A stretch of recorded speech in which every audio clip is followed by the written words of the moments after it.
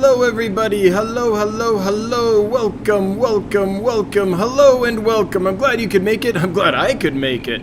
I'm Dan, your friendly fishmonger at dansfish.com. We do this every Wednesday, usually at 7 p.m. Mountain Time, sometimes at 7:05 Mountain Time apparently, or 9 Eastern for those that are Mountain Challenge. Sorry, today running just a tad late, haven't done that in a little while, but that's how it worked. I couldn't get everything up in time today, but we're up and rolling now, so let's just get to it. So we have a shipping report for you, and we have a giveaway for you. Actually, 2 giveaways. There's a surprise giveaway for tonight, which I will tell you about in a moment. Let's bring those up right now. Since I'm running late, I don't have a Nightbot all up and ready. So, okay. Got one. Okay, there we go. So let's start with the shipping report. So we've improved our shipping report for the last 12 months by 0.02%. So that's pretty good. Now that's because we had that big dip in January 30th, the infamous January 30th shipment where a plane got grounded and everything got left outside in minus 20 degree weather for 24 hours. So that dropped us out quite a bit. Once that all shook out, we were at, is it 98%, Jonathan? Yeah, once that all shook out, we ended up being at 98%. That's how bad that hurt us. Again, more losses in that one shipment than we had in the entire 12 months before that. But we've improved a little bit. We're now at 98.02%, so we're getting a little better. We did have a few losses this week. A shipment to Hawaii got delayed by a day, which was a little bit odd, and a couple other things. But all in all, it hasn't been bad. We're pretty much back to normal, so that's good. So that's the shipping report. We improved by 0.02%, and as long as we keep doing that, we'll be fine. So that means there were very few losses this last week. In order to make that improvement, it's hard to make massive improvements because we've shipped so many fish that no matter what we do, it's usually incremental improvement. But we'll take it. We'll take 0.02%, gradually clawing our way back to that 99% goal. Our goal is to have a 99% success rate. We want less than 1% of problems when we ship fish to our customers. Right now we're almost at 2%. So it's going to take several months to get back, even if everything goes perfect, just because, that's how bell curves work. But anyway, that's the shipping report. The giveaway today is for some Java fern. This is for a Wendelov Java fern. For those that don't know plants like me, I don't know plants very well, but Java fern is one of the plants I can't kill. Java moss, Java fern, and water sprite are standbys that I've used for years and years and years. Java fern is a rhizome plant. It doesn't have it's not a root feeder, and it's a fern, so it sprouts new plants by simply having them, sprout off its leaves, basically. Little baby plants will grow off the Java fern's leaves, which is kind of cool.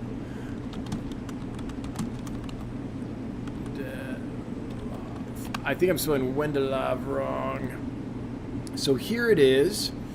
This is Wendelov Java fern, and it's got the frilly ends on the leaves, which makes it kind of interesting.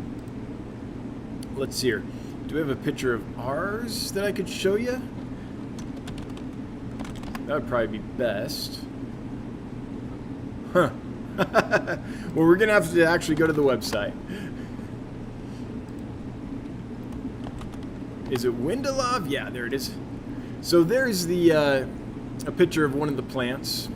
I don't know if it's the one we'll send you, but it's the same group of plants. It's got those frilly ends, little frilly fingers on the end, the Wendelov. So that's what we'll be sending you. And then also, FishFam.link has donated a $50 gift certificate. So thank you to FishFam.link for your generosity, providing a gift certificate for today's giveaway, and we'll be doing that one later. if you would like to enter to win the Java Fern, just hashtag Java, pretty easy, just like the coffee. Hashtag JAVA, no spaces, caps don't matter. Enter that in chat and you'll automatically be entered into a drawing, which we'll do a little later today to see who the winner be. I gotta brighten this a bit. Just a second. There we go. That's a little better. I was feeling a little shadowy. So, it's been busy here at Dan's Fish. Started at 5:30 this morning, I think. It's now 7:10 my time, so I'm pretty tired. One of our folks, one of our crew members, is on vacation for a couple weeks, so we're short a person, and Random Arms got stuck in a snowstorm this morning, so finally made it. But that's travel in Wyoming for you. I hope, Pam, if you're watching, Punchy Paints, I hope you're doing well. I don't know if the storms reached Laramie or not, but sure hammered us. One of those freak spring storms. Really wet, heavy snow, the kind that breaks trees. But that ended late last night, and the freeways got opened again today, so Random Arms is back. But it's been a long, busy day since we're down someone. But we did get everything out on time, with time to spare, I might add, so that is a good day. Any day that we can get all the fish packed and ready to go and still have a little breathing time before we have to drive them up to UPS, that's what we call success around here. Besides that, there hasn't been a whole lot going on because we've been prepping for next week. Next week we have a ton going on. So next week we have a large import coming in. I'm very excited about it. I'll tell you all about it once the fish are ready to go. Pretty much all we've been doing besides packing fish and shipping fish is figuring out, doing the musical chairs thing. What does LRB call it? Musical fish. Moving tanks around, emptying all the tanks we need for this new import.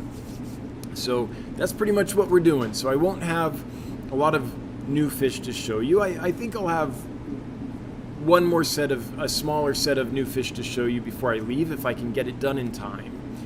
I don't know though, there's a lot of prep to do to prep for the import. But I think we'll make up for it though when we list all the new fish from the import, because it's going to be pretty massive. I'm very excited about it. Fingers crossed it goes well. It's a funny business. There's so much out of your control. And so you order and you cross your fingers and hope that the people on the other side do a good job and send you stuff and pack it correctly and all that. Now, this particular supplier is someone that I've used many, many times. I'm very confident in their ability to ship fish. But still, every time, especially when it's a big import and you have, I don't know the dollar value of this import off the top of my head, but it's got to be around $100,000. So you have that much in live fish moving through the transportation system, getting to you, and it's just like, oh man, please, please, please. Now, it almost always goes right, but still, there's still that anxiety. So I'm definitely feeling it. When you have that much money on the line, you definitely feel it. And that's why it's hard to, that's why I can't just add new suppliers on a whim, right? I'll try one occasionally, and unfortunately, oftentimes when I do try a new supplier, it's kind of a bust. It's like, yep, they didn't do a good job, can't use them again.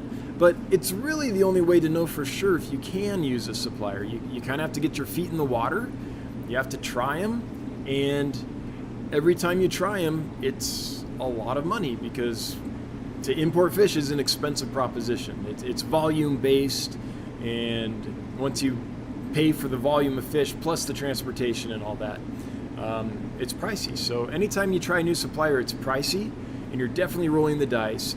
And I know when I do it that more than half the time the dice are not gonna go my way. You always hope they do, but just based on experience, it's a little sketchy. So we do have some new suppliers that I really want to try, but we're a little startup. We can't lose a lot of cash right now. It's kind of rough. I calculated it the other day, and it's every dollar we lose, we have to sell a lot in fish to make up that dollar, right? So it hurts anytime that happens. So it's be really careful with our spending. But anyway, got a big import coming next week that I'm excited about, and we've basically just been clearing tanks, moving tanks, cleaning tanks, figuring out the Jenga game of the Tetris game of how to make all that work. The good news is we've had a couple weeks to do it, so it's not like, oh, it's coming tomorrow. Oh, shoot, we're not ready at all. We have to stay up all night. Like, it's not one of those situations. But it definitely does keep us on our toes. So that's kind of what's going on around here. I'm happy to say that after several weeks of running it, the new equipment we put in, the alterations we made to our water system are working beautifully. And the fish are doing great. They're getting fresh water, and we aren't having the dissolved gas issues that we were having, basically gas bubble disease in the fish, giving the fish the bends that we were having before. So it looks like we found a solution. There's still a couple improvements we want to make to it, just to make it a little more automated, a little easier to maintain, and things like that. But it's working, so that's excellent. And that was kind of a make or break thing, I would say, because for a long time, I want to say since October, we haven't been able to run the system at the full capacity we want, because if we put too much fresh water in the system, we would have dissolved gas issues with the fish. And so that meant we couldn't keep as many species, and that meant we couldn't change the water as much as would be ideal. And when you can't do that, you can't put as many fish in a tank. And so there's all these things around that issue that affected the business's bottom line. It's been really nice since we got that fixed in, I think early January is when it finally got set, and we were able to kind of inventory up, if you will, work it closer to our capacity, January and February, that it's nice to see that, okay, we do that, sales increase because we have more to sell, and we're getting to the point where we're going to have a sustainable business. So that's pretty awesome. We still have growing to do. There's still improvement that there's still, we're a startup. There's still scaling that has to happen. We still have to grow to make this all sustainable, but based on the last January and so far in February, the trend is correct. So that's very encouraging. That stinking dissolved gas issue really was holding us back for quite a while. It was very frustrating. And it's so weird because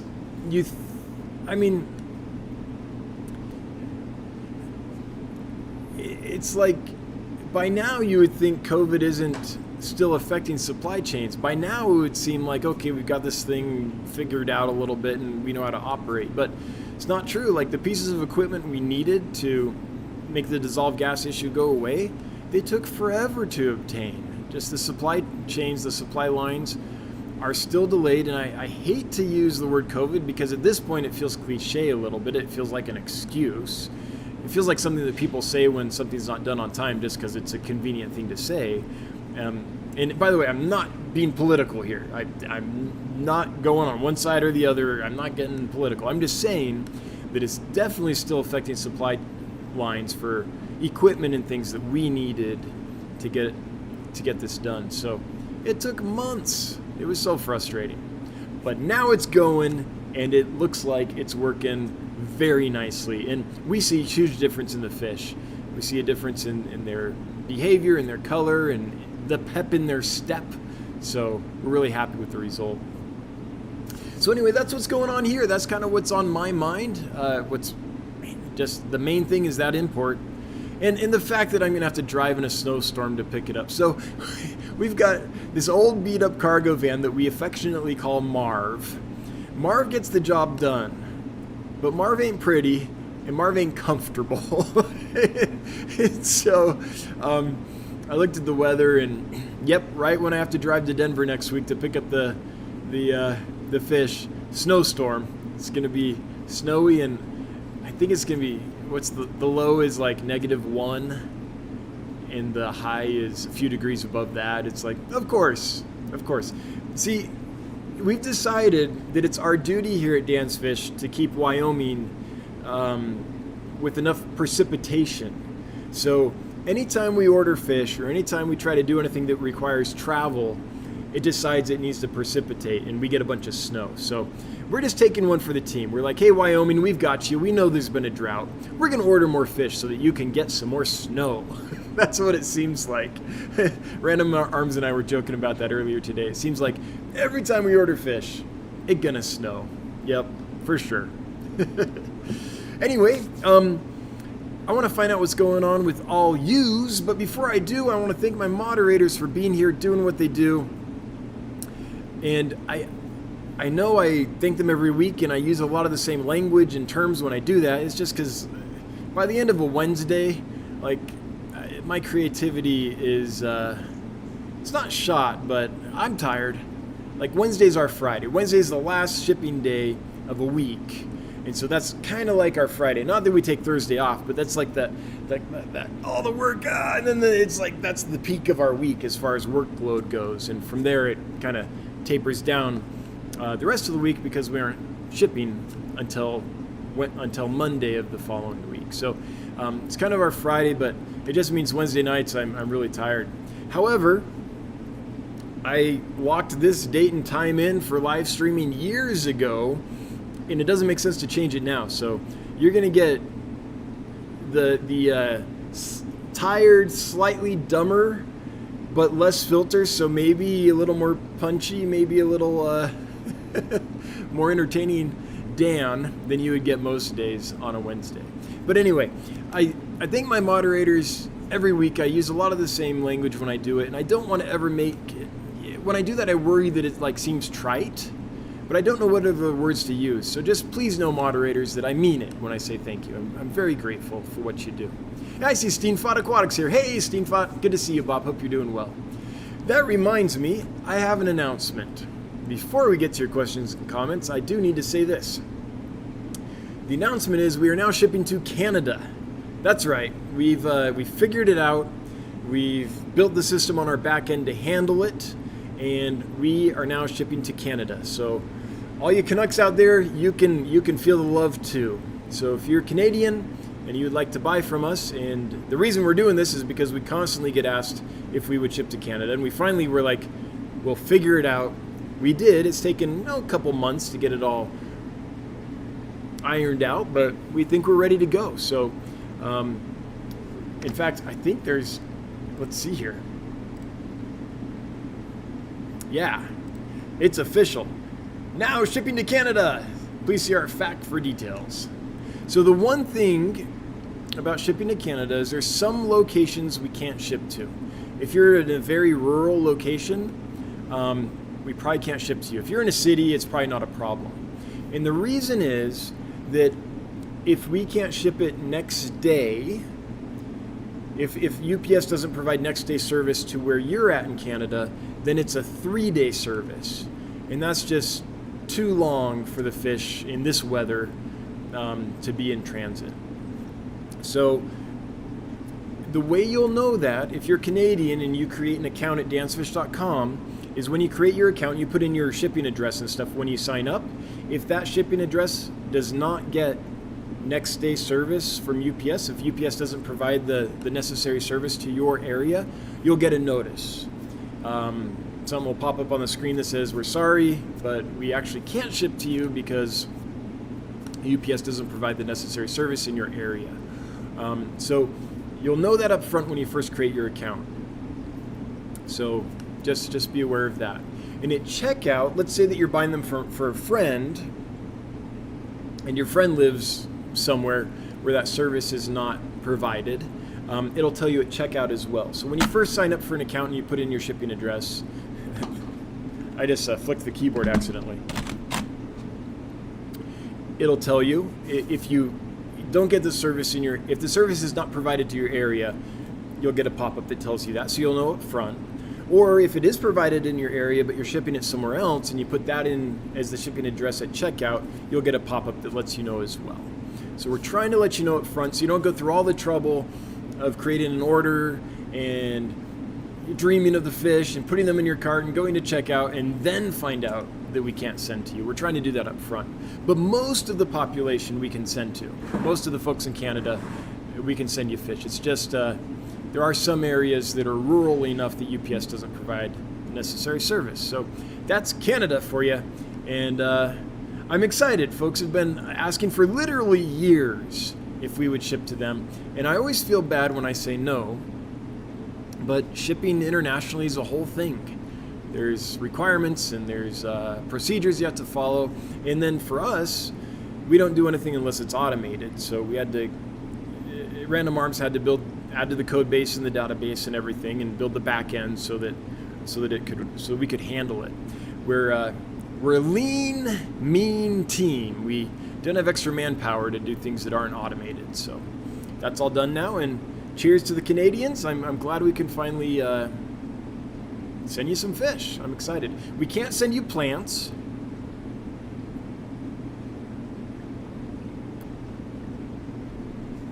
It's odd, but it's harder to send plants than it is fish.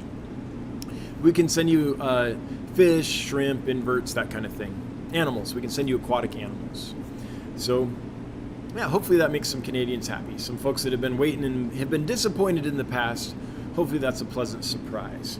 Now, with that, we are going to get to your questions and comments. I am going to... My chat has not been moving at all. Okay, there it goes. I think... Okay, there it goes. Fixed it. So let's scroll up and see the first questioner comment. I can see Jeff Kane. Jeff, thank you. That is amazingly helpful. Jeff Kane has gifted 20 Dancefish memberships, and I see a whole bunch of people here that were the beneficiaries of that. Jeff, that's one of the most supportive things a person can do for our channel. Thank you so much.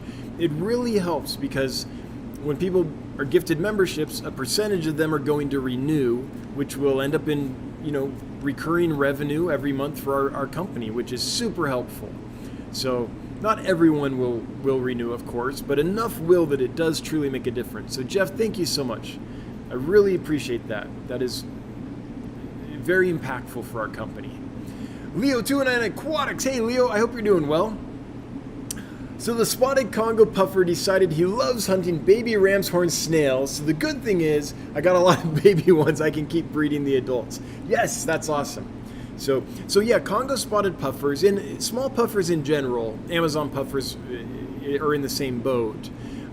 They can eat baby snails just fine. If you try to feed them big ones though, you kind of have to crush the shells first. And the reason is on the bigger snails, in my experience at least, they can kill the snail, but they can't get it out of the shell. So like they'll get the snail will come out and they'll nip it and the snail will go back in. And then the snail will come out later and they'll nip it and the snail will go back in. And after a few times, the snail's dead, but it's mostly in the shell. So they'll eat what they can, but they can't get in there far enough to eat the rest. And their beaks aren't strong enough yet, or they don't know how maybe to crack those large shells to get at the rest. I don't know if they can't do it or they don't know to do it, but they don't do it. And what ends up happening is that dead snail just rots in your tank. And snail's pretty compact protein and fat. It's there's a lot of latent energy in a decaying snail corpse, and so you can get a lot of ammonia. If you put a lot of snails in and they're too big to eat, you can foul up the tank pretty quickly. So babies, yeah, they can eat baby snails all day long. Larger snails, though, I would caution you or I would recommend, I suppose, crushing the shells before you feed them so you don't get a bunch of decaying stuff in your aquarium. But that's awesome. I'm glad to hear he's doing that. I'm guessing he's doing great. I did see a picture that of him that you posted on the Steenfot Aquatics Facebook group, I believe it was.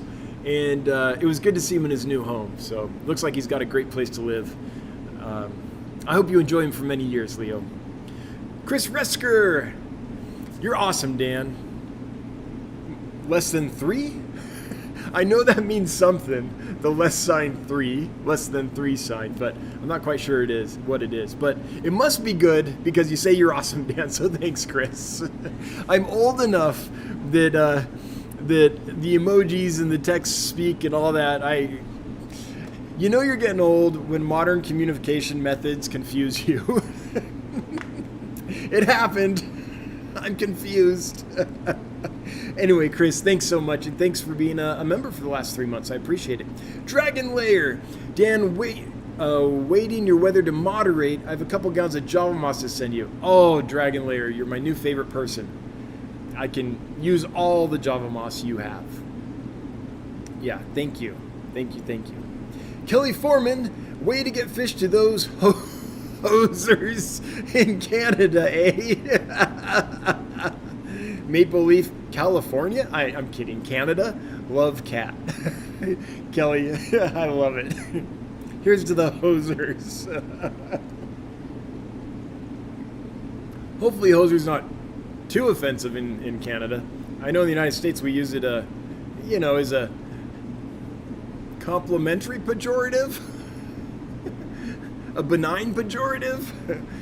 Hopefully it's not like really bad in Canada, but here's to the hosers.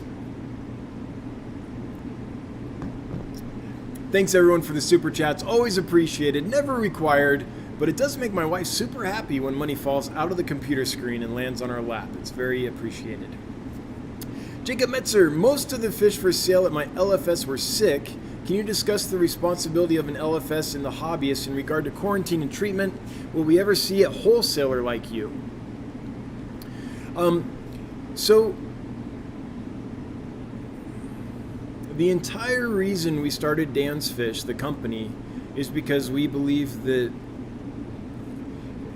the industry does have a responsibility to get healthy, happy fish to the customer. Even if we didn't have an ethical or moral responsibility to do so, which I think we do, we would have a financial incentive to do so. What's been happening since the inception of the aquarium fish industry is this. The supply chain's brutal on fish. They get to the end consumer and they're usually so stressed their immune system's compromised, right? Or they're sometimes outright diseased. Not always, but a lot of times this is the case. Someone decides they want a fish tank in their house. They want an aquarium.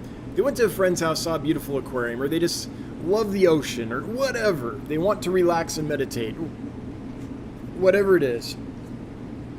So they get an aquarium, they buy those fish that are stressed out, they put them in their tank. Of course those fish are not going to live, especially if you're a new fish keeper and just don't know how to handle stressed fish. So what this industry's been doing for decades is, I call it a snake eating its own tail. It's what we call churn in tech speak, in startup culture. So churn is when you get a new customer, but after a little while they go away. You turn them over, right? They don't stick with you. They're not what we call sticky in startup terms. So you have a new aquarist, right? Someone buys fish, but they churn because the fish die. They don't have a good experience. Maybe they tried, if once is bad enough, they're probably done. Maybe they try twice. If it happens again, they're done. So what I kept hearing, I've been keeping fish for nigh on 30 years, maybe 30 years by now. Yeah, 30 years, more than 30 years at this point. And all throughout that whole time, I would hear a familiar refrain, which is, oh yeah, I used to keep fish once, but they all died, so I quit. Something along those lines. Imagine what would happen if they hadn't died and all those people that tried keeping aquariums hadn't quit. Now, some would because life gets busy, or there's a new shiny hobby over here they want to try, or they move, or whatever. But a good portion of them would have kept fish keeping throughout their lives. It's just like gardening or any other thing that people enjoy doing, right? If you're a gardener, you keep gardening till you die. If you're someone that really loves fish, you keep fish till you die, right? So I don't understand a business model which almost guarantees that a large percentage of people that try aquarium keeping are gonna fail and quit. One of the biggest reasons they fail is because they're sold unhealthy fish, or fish which are so stressed that they're not gonna recover and will become ill. So that's what I see as being the responsibility of whoever sells to anyone down the supply chain. I think it's the responsibility of the collector or breeder, to the amalgamator or jobber, down to the exporter, the importer, the transshipper, the wholesaler, the retailer, all that. I think every step on the chain has a responsibility to care for the fish properly and send them along healthy and hearty and fat and sassy. I just think that's our responsibility. However, it doesn't happen. What ends up happening now is that each step on the chain, they're moved along as quickly as they can so they don't die on your step of the chain, so you don't have to take the financial loss. As long as they get to the next step and they're still breathing, whew, you're okay, right? You didn't lose your money. But that's a horrible way to operate. If every step on the chain took care of the fish properly, then the end consumer would have good success and the industry would be 1 billion times bigger than it is now. I don't know the actual figure, but many times larger than it is now. So I can't fix every part of the supply chain, but I can fix what happens at the retail side. That's my position. I'm the retailer. I sell to the end consumer. So I decided I would be the place that gets fish to people in a condition that they'll thrive for that person, so that person will stay in the aquarium hobby, because that will grow the hobby, that will grow the industry, that will grow my business, and just because I'm a hobbyist and I think it's the right thing to do, and it's what makes me happy, it's what motivates me. Doing a good job motivates me. Seeing people be successful motivates me. Seeing fish happy and healthy when they get to the end consumer's house, like Leo's puffer, that motivates me. So I can stop that vicious cycle. I can keep the snake from eating its tail if I send you fish that are not going to die on you, because you'll have success, and that will motivate you, the end consumer, to stay in the hobby. And over the course of your lifetime, I mean, a customer that stays in the hobby for a lifetime is much more valuable to an industry and a business than one that just buys once and then goes away, right? You know, those sticky customers are what you want if you're a business. So, yes, I think there's a moral responsibility and all that, but I think it also just makes financial sense to do it that way. Now, it's a slow burn. It's the kind of thing that grows over time. It's not the quick flip, the quick cash grab. But if you have long-term thinking, I think it's the only way that makes sense. So I understand, though, that lots of LFS, and I'm not throwing shade at LFS. I love local fish stores. I think they're important. I think when you need blackworms, where are you going to go?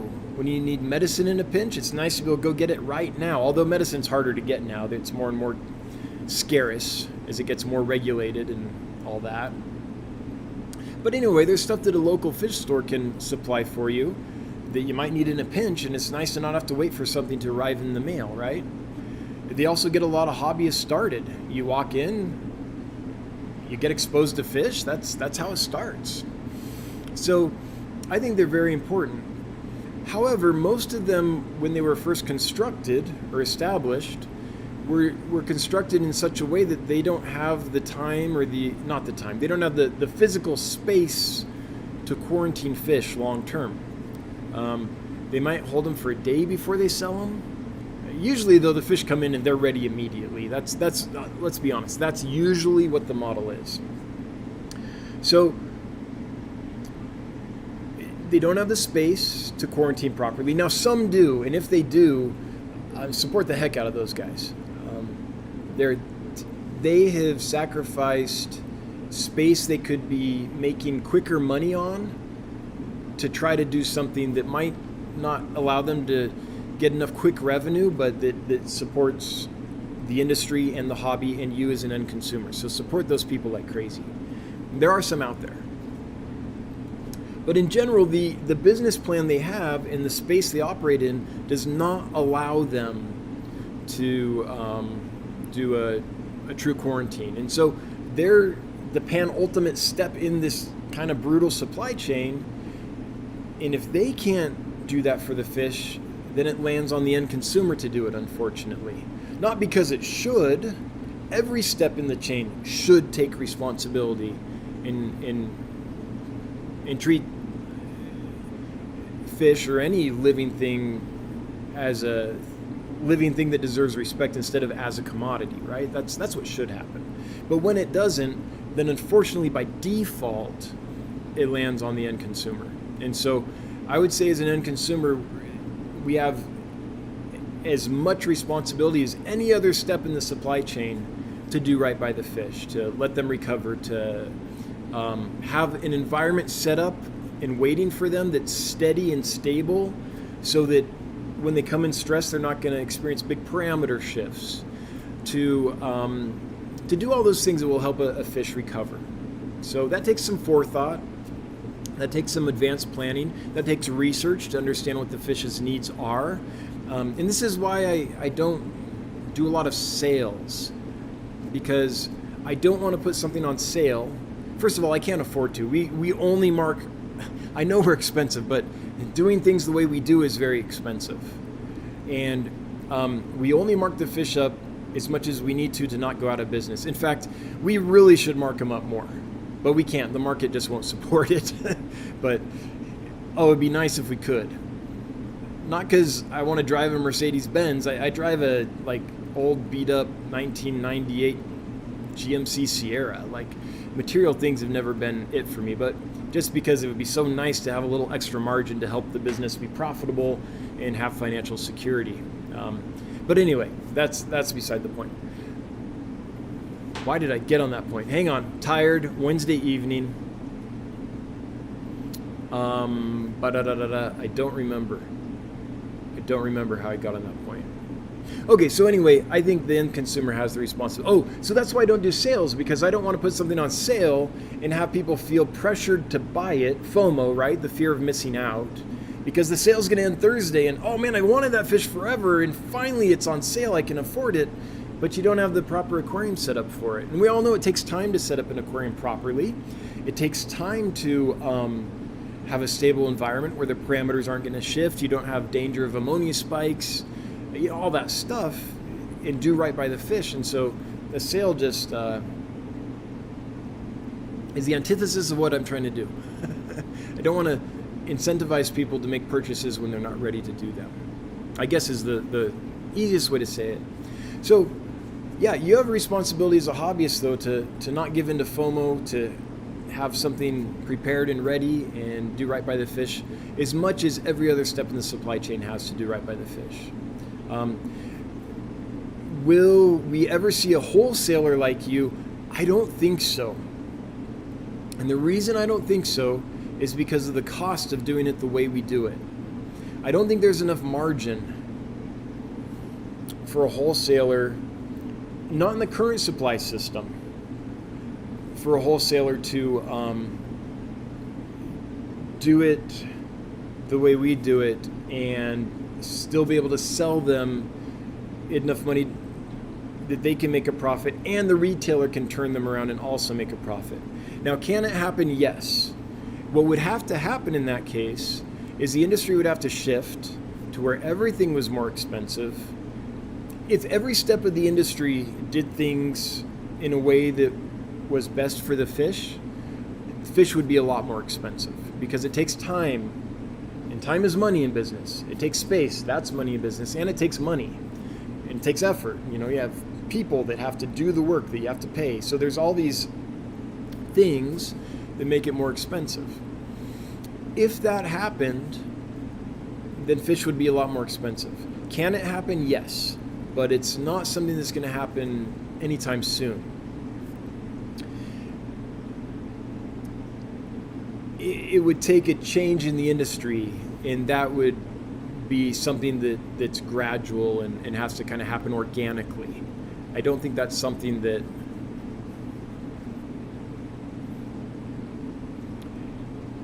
there'd have to be some kind of consensus that was reached organically for that to happen. But that is our mission. At Dan's Fish, what our mission is to change the narrative in the aquarium industry and hobby, industry specifically. From, I used to keep fish, but they all died, to, yes, I love my fish. You know, from people experiencing fish that aren't healthy and die, and so they give up, to people experiencing fish that do well for them and continuing in the hobby. That's our entire mission. If we do that well enough and we grow large enough, then we'll have enough impact on the hobby that other folks will have to follow suit or they'll go out of business. So that's our whole game plan. Do a good job, get big enough, not because we want to be monsters, like monsters, that's a weird word, tired brain, not because we are like, we want to be the biggest. You know, that's not the thing that drives us. But if we don't grow to a certain size, then we won't have enough impact on the industry to make it so that other folks in the industry also have an incentive to do that, right? So that's my thoughts on your question, Jacob. I think about this a lot. I know I ran with that one for a while. I know I went on a rant there, but it's because this is the thing I'm passionate about. This is the thing everyone that works here at Dan's Fish is passionate about. We have a very clear mission, and we work hard for it every day. And ain't nobody getting rich over here. Everyone's working hard because of the mission, because we want to create a change. We want people to be successful, and we want fish to be treated correctly. So to do that, we have to educate people. That's why we do this every week and have a YouTube channel, so that folks know how to take care of fish. And we're not the only ones. There's a whole bunch of YouTubers out there, FishTube we call it, or FishFam, or whatever.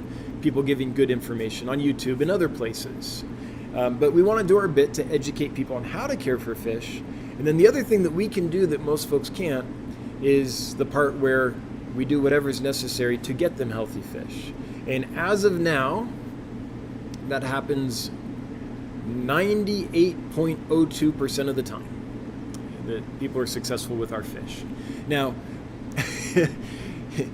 before the infamous January 30th shipment, it was, more like 1% had an issue. But that was a hefty one. So anyway, Jacob, that's my thoughts on that.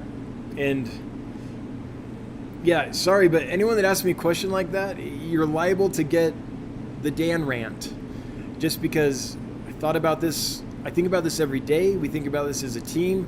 I thought about this for years before I founded this business.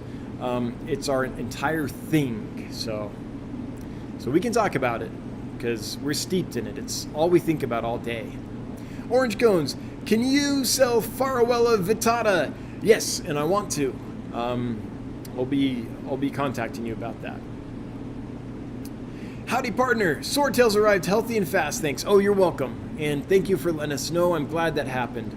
And it almost always happens, but I do want to acknowledge statistics are what they are. There's a bell curve to everything. And for anyone whose fish didn't arrive in good shape or had an issue or whatever, I just want to tell you we're sorry. We'll take care of you. I'm sure if that's happened, Johnny's already taken care of you. And we'll try to never make that happen again. But 1 to 2% of the time, as of the last 12 months, it's going to happen, and we don't have complete control over that. But I'm glad yours did well, howdy, partner. Jacob Metzer, I just watched the Building Dan's Fish series. Tired and trying to talk fast. Will there be a new video out detailing those recent improvements? I'm invested now. I'm glad you liked this series, and maybe I might do another video on that. The issue is, if you look at the views on those videos, like, I'm glad you liked them, I like them, but most people don't watch those.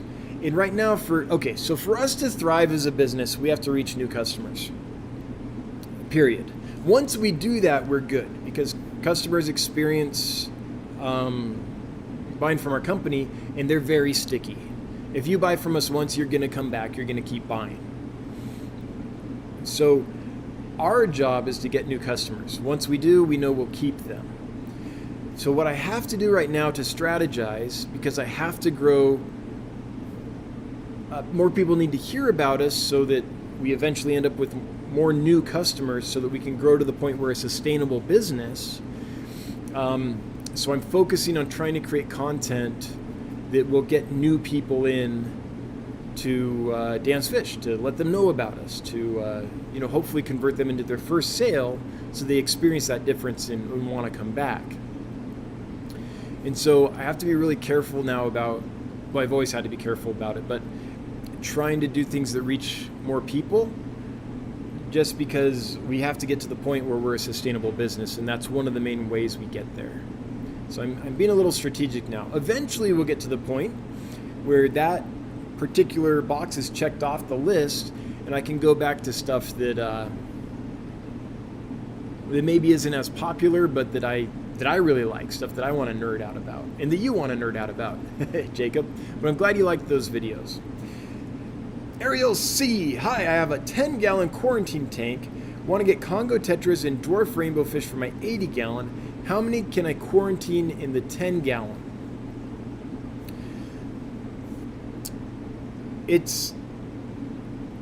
I always feel like this is not a cop-out, I promise, but it totally depends on how the quarantine tank is set up. If this is a bare hospital tank with no filtration, that is just a bare bones tank with water and an air stone, hopefully a lid, then I would say in a 10-gallon, I'm imagining small Congo tetras, let's say they're an inch, inch and a half, not like big 3-4 inchers. In a case like that, I would maybe do 6 in there. I would change the water once to twice a day. I'd keep a sharp eye on parameters, but if it's a true kind of like hospital or quarantine tank, then it's bare bones, I wouldn't get many in there. I would not feed them while they were in there, and I wouldn't get many in there, yeah. Now, the reason often quarantine tanks are set up like that is because if you have to use antibiotics, you can't have a bioactive system, because the antibiotics will kill all the bacteria that is at the base of that system, and you'll have a big problem. But if it's not that, if it's not a bare bones quarantine / hospital tank, if it's an established tank and it's got an established filtration system, and you have all the nitrifying stability you need because you have a healthy nitrifying bacteria population in there, then so you're in a 10-gallon, thinking 1.5 inch Congo tetras. I might do 10 or so, something like that, 10 to 12. If it's well established, I'd probably only feed them every other day. When they first arrived, I'd give them a little time to kind of settle in and just make sure they're healthy. And then after a week or so, I'd probably move them to something, well, unless the 80-gallon has other fish in it, I'd give them a 2 full weeks separate before I moved them with other fish. But where I was going with that is after, okay, so let's say you have, if you watch old videos, you'll see that what I used to do is for the first week, I would treat with antibiotics. And since I was treating with antibiotics, it was a bare bones hospital tank. Changed the water a lot, I wouldn't feed, and I'd keep a sharp eye on parameters to make sure there weren't any ammonia issues or anything like that. Since you're not feeding, you don't have a lot of ammonia risk. Change the water every day or two. Actually, it was on an automated change system, so it actually got the water change done automatically by the time I was kind of at the zenith of that system. Then after that first week, I'd move them to an established tank that had a biofilter and all that, but usually they were on their own. I didn't put them in with other fish. Occasionally I might if I was really short on space, but ideally I wouldn't. And then I'd treat for parasites for a week or so, and then I would list them for sale. So 2 full weeks without going in with other fish is my recommendation. Usually within 2 weeks, if the fish has something, and not always, there's stuff that can lay dormant for a long time, but usually within 2 weeks, the fish have recovered, and you'll see if there's an issue, and you'll know not to combine them with other fish at that point. So that's my thoughts about that. It just depends on how the system's set up and what kind of bio load it can handle. All right, Leo209 Aquatics. Two-part question. How many snails should I be feeding him a day or every other day? Second question, what is the best algae scrubber? I think the best algae scrubber is probably Scuds, but you're probably talking about like something to scrub algae off the glass with.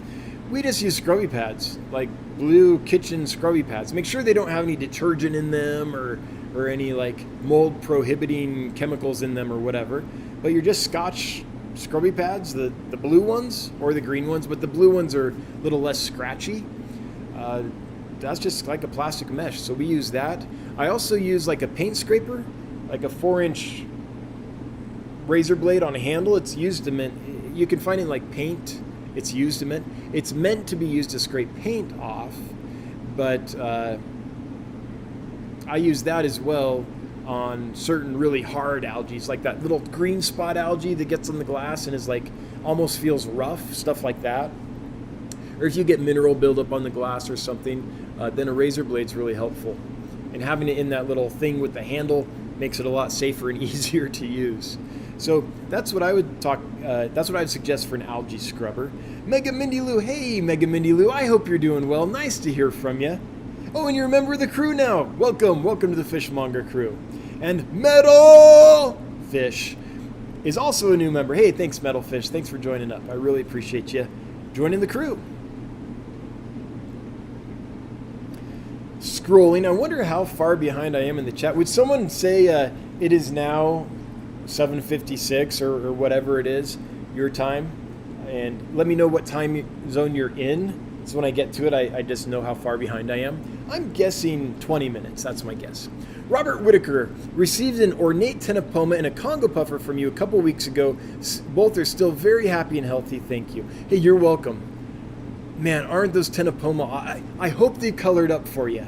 It takes them a little while sometimes to settle in and color up, but when those tenopoma fire, we're talking about microtenopoma and sorgii, the ornate tenopoma. That's a pretty fish. I'm glad to hear that, Robert. I'm glad they're doing well. Almost always it does that. Every now and then it doesn't, though. Full Metal Jacket? The steak antler pair I got from you guys a few weeks back have had offspring and very healthy. Awesome. I'm glad to hear that. Usually that's the way it goes. And you've got babies already. I think the steak antlers are the easiest antler / guppy I've ever bred. No, those and the full black charcoals that I have right now. They breed up a storm. Those antlers, I can keep them in a bare tank. They have babies, they don't eat them, you still get tons of production. I purposely kept them at one point in a tank with no decorations. It just had a sponge filter in it because I didn't want a population boom. Guess what? Got a population boom. They did not eat their babies. So that steak antler strain, very prolific, and in my experience, they don't snack on the babies, so you get tons. Black Powder Aquatics, any plans to ship to Australia?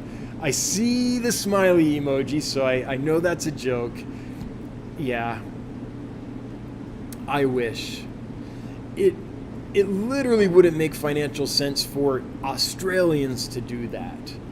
Like, I could ship to you, but I'd have to charge you so much because of all the export fees and the paperwork and regulations and things, not to mention that costly little airplane trip to Australia. I'd have to charge so much that it would just be ridiculous. So I wish I could. Howdy, partner. Swordtails arrived healthy and fast. Thanks again. Hey, you're welcome. And I think I read that already. I'll read it twice. It's a good one. Orange Cones. I keep hearing the hair music when I see your face. Yeah. So Orange Cones and I have a private joke. We were talking about her Farwellas earlier, and somehow the musical Hair came into it, and because of the age of Aquarius or something like that. I don't remember, but yes, indeed. Long, beautiful hair. Robert Whitaker, do you plan to make a video of, I can't even say it, Adopocylus, species Congo River? I've tried a couple times. The problem is it's hard to get good video of that fish because it's in it's in a cave the whole time. And I did get a video once early on. Oh, which one was it? I don't know which one it was. One of the tours I did. Did I do a Congo fish tour? Maybe that's the one it was in. If any of the moderators know which of those, it wasn't a live stream, it was like a new fish tour, kind of show the new fish videos. If any of you know which one that was that I showed that fish in, would you link it down below for Robert? There is once when I got good video of it, but yeah, it's pretty hard. Again, I'm scrolling because chat jumped here. Let me scroll back up.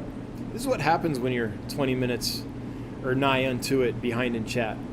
YouTube tries to force you to be current. I will resist.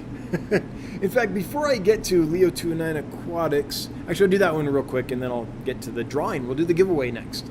We had an LFS back in the late 90s that would quarantine the fish and treat as necessary before they would sell them. Sadly, the owner passed and it went downhill. Oh, I'm glad you had it for a little while. They are out there. There are some out there. It's just, it's not the norm. In order for it to be a thing, you almost have to, from the ground up, have it part of your business plan. So you build that part of your facility in when you're constructing your store and all that. And it's kind of hard to add it later. It usually doesn't happen.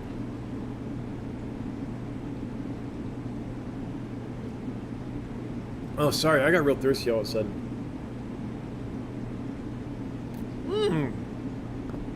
That's what happens when you eat a big dinner right before a live stream. You get thirsty. Black Powder Aquatics. Oh well, can't blame a bloke for trying. No, Black Powder. I totally got the humor there. I wish I could send fish to Australia. Let's do a giveaway. This is for a nice Java fern. It's a big one. It's a pretty good sized plant, and it's looking good in every way, as far as I know. Says the guy that knows literally nothing about plants. But anyway, let's see if we can give this away. There are currently 191 eligible entries, and the winner is Mystery Snail Guardians. That makes me happy. Mystery Snail Guardians, I've got a nice plant for your snails to crawl on.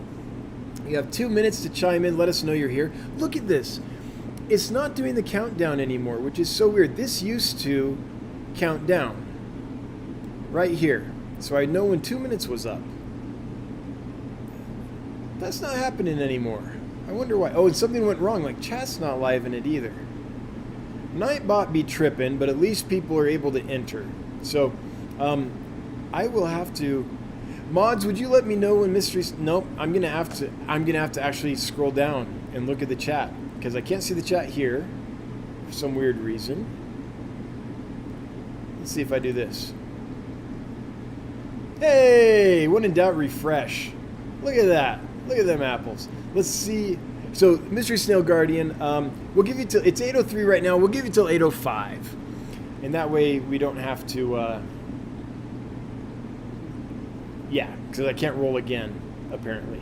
While we're waiting for Mystery Snail Guardians to chime in, I hope they're here, because they do a lot for the fish fam. So it's nice when someone like that wins. I want to talk about the next giveaway. So the next giveaway is a $50 gift certificate to dancefish.com, and it was provided by fishfam.link. Fishfam.link. A place to go if you want all the dirt on the Fish Fam. So you can find all kinds of info about the Fish Fam here.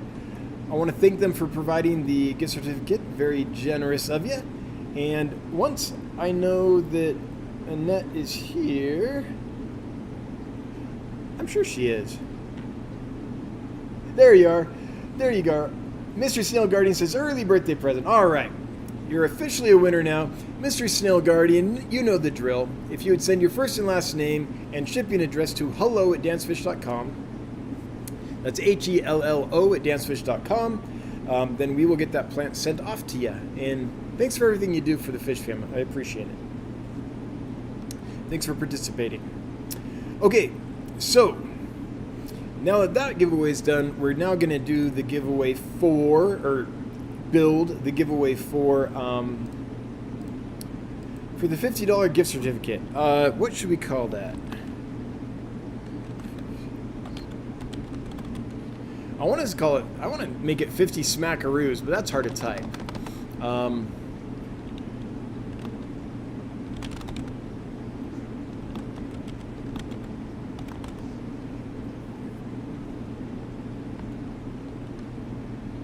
So I'm going to make it hashtag #ThanksFishFamLink. It's a long one, but an easy one. Hashtag THANKSFISHFAMLINK. Long but easy. Hashtag ThanksFishFamLink. No spaces, caps don't matter, and we'll draw the $50 gift certificate a little later today. Also a little later today, actually at the end of the stream, right about 8:30, I'm going to head over and listen to my wife sing this song, Close Every Door. If you know that one from Joseph and the Amazing Technicolor Dreamcoat, it's a bit of a change up from what she's been doing. This is definitely a dramatic one. Old-time Broadway hit. Joseph and the Amazing Technicolor Dreamcoat. We'll be doing that at 8:30. But in the meantime, we're going to get some more questions and comments. Geek Boy! I just sent you an email about that offer to stay here if you need to on your Denver trips if the weather causes troubles. Offer is still there if you need it next week. Thanks, Geek Boy. Depending on the weather, I might have to take you up on that. Windy Fish. I received my zebra loaches. All right, I'm glad. I've never seen fish packs that well. My wife and I were impressed that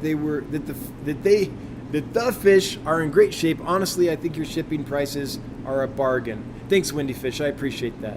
Shipping prices, there's something that we're constantly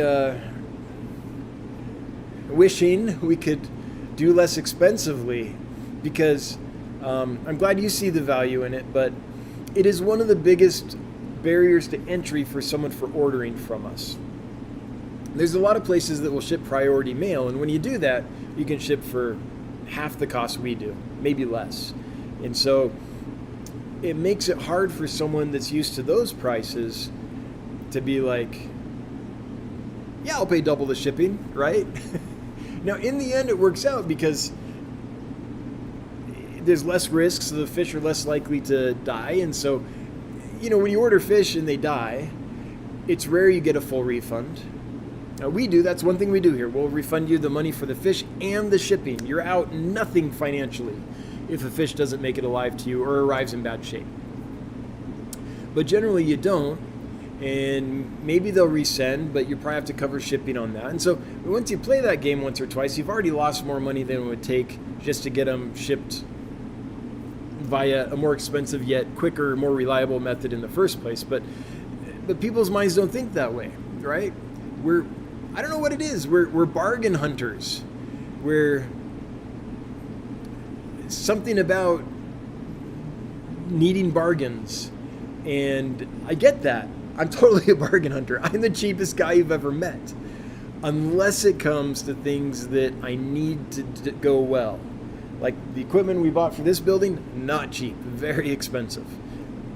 Like when it counts, when I need something to operate well, to be reliable, it can't fail,